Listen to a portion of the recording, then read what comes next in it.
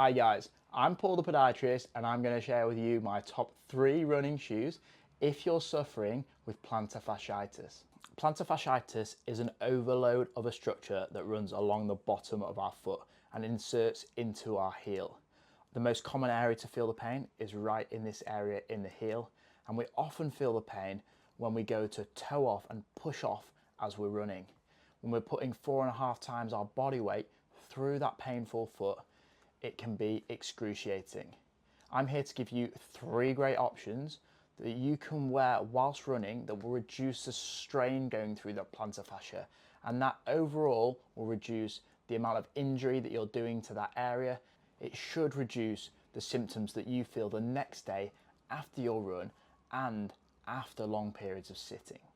Rather than purely just stopping running completely, we can actually change our shoes, which will reduce the load through that plantar fascia, allowing us to continue running towards our goals. We have 2 types of plantar fasciitis. We have compressive plantar fasciitis and we have tensile plantar fasciitis.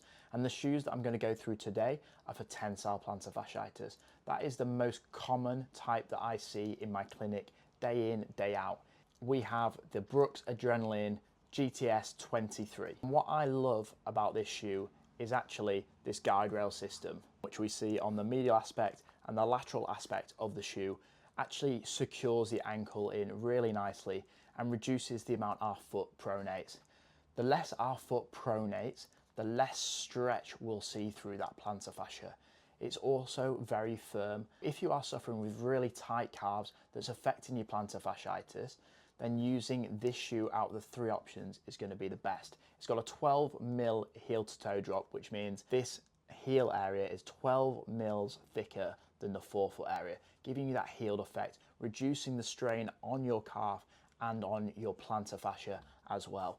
So it's a great option for those people who have a much tighter calf and are struggling with their calf range of motion.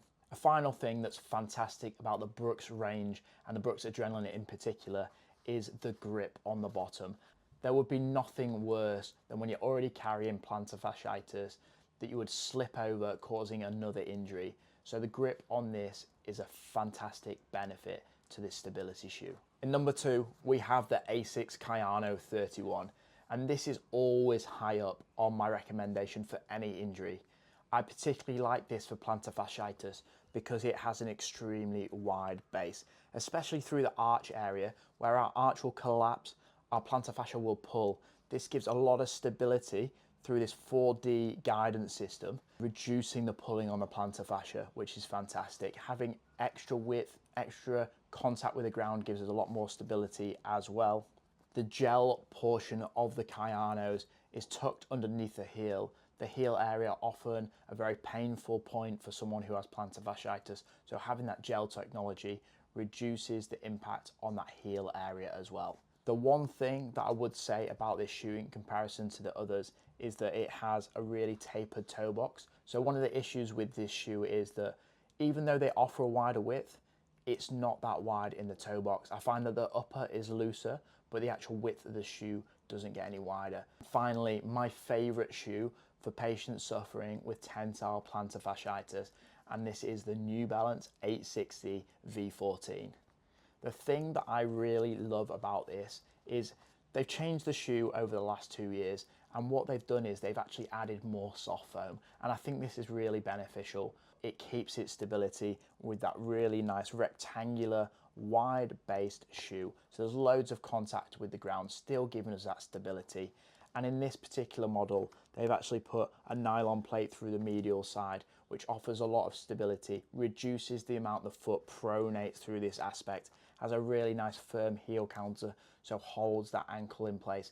And overall, my patients love this shoe. They find it very comfortable, and I've only had good reports from the patients who have plantar fasciitis using this shoe.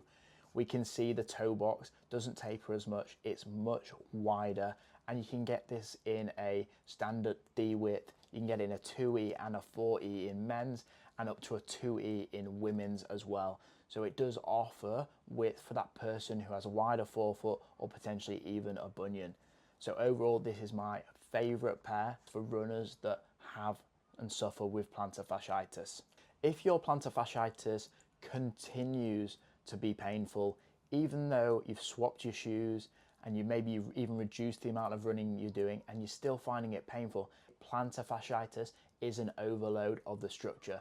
There are lots of other things that can be done to reduce the load on the plantar fascia, and that would mean coming to see someone like me, a podiatrist, that can tell you exactly what you need to do to get back to doing the things that you love to do pain-free.